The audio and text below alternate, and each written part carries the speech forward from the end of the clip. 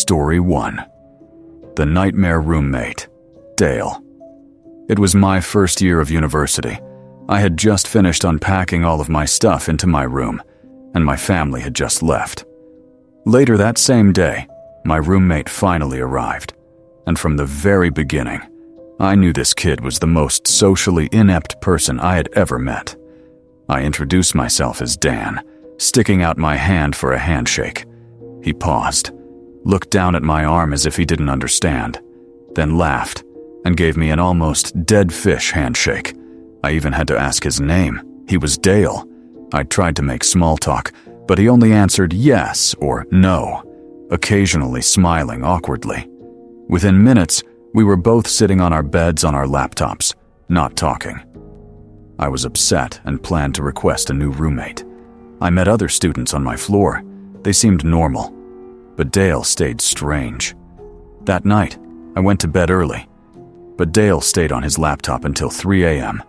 I finally fell asleep, only to wake up within the hour. The blinds were open, and moonlight revealed Dale sitting on the edge of his bed, staring at me. I asked what he was doing. He whispered, "Sorry," and lay down. The next morning, Dale was gone. It was the first Saturday of orientation. I walked by the school gardens and saw him sitting in the dirt behind bushes, rubbing tree bark. Other students noticed, but didn't say anything. I used the moment to make friends, and later that day, the school found me a new roommate.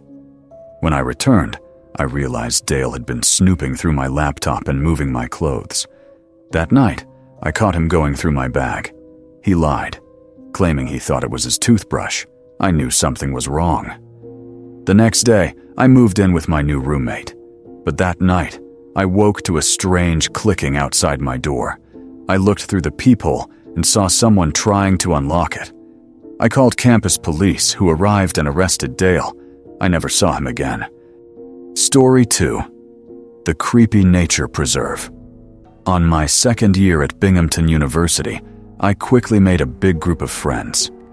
One October Friday, when there were no big plans, 2 close friends and I decided to hang out at the school nature preserve by the lake. There was a secluded clearing, ideal for fires, and private enough that few students came there. We brought beers, lit a fire, and had what we called a bro chat. As the night went on, we laughed so hard one friend rolled in the leaves. Suddenly, my other friend shushed us. We heard crunching of leaves and branches nearby. Panicking, we hid our beers. The sounds continued, circling our campsite. It felt like we were in the Blair Witch Project. Out of the blue, a branch was thrown into our fire. One friend ran, the other screamed as another branch hit him in the face. I grabbed my friend, and we ran back toward the dorm. We paused at the road, hearing footsteps behind us, then toward the rest of the way. Looking out the window, we saw someone pacing near the woods.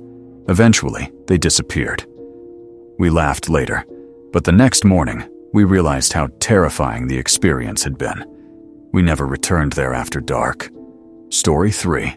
The Frat Party Scare. During my first week at the University of Iowa, my roommate was eager to rush a fraternity. I agreed to go to the parties with him, even though I had no interest. On Thursday night, we went to a low-ranked, run-down frat house far from campus. Inside, the party was hot, dimly lit, and overcrowded. I tried talking to people, drank cheap beer, and was handed a tiny bottle of hard liquor by a heavy guy. I drank it, but soon felt dizzy. The room seemed darker, and the next thing I knew, I woke up in a dark room, still inside the frat house. I could hear a plastic bag being crunched. Panicked, I ran downstairs, found my roommate, and got out. I realized whatever was in the drink must have been weak or a dud. It was my scariest college experience.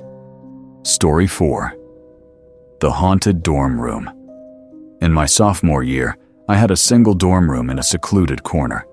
It was private, ideal for studying and sleeping. A few weeks into the semester, while studying for a biology exam, I heard light tapping on my door.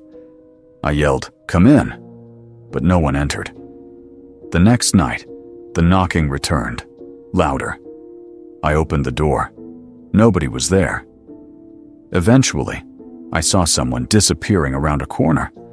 I chased them into the bathroom, turned on the light, but saw no one, only a pair of heavy black boots. Then I heard a creepy, old, man-like giggling. Terrified, I ran back to my room and stayed in bed, texting friends who were asleep. The knocking happened once more that night, then stopped. No one else heard anything, and nobody was pranking me. I never found out who it was, but the experience has haunted me ever since.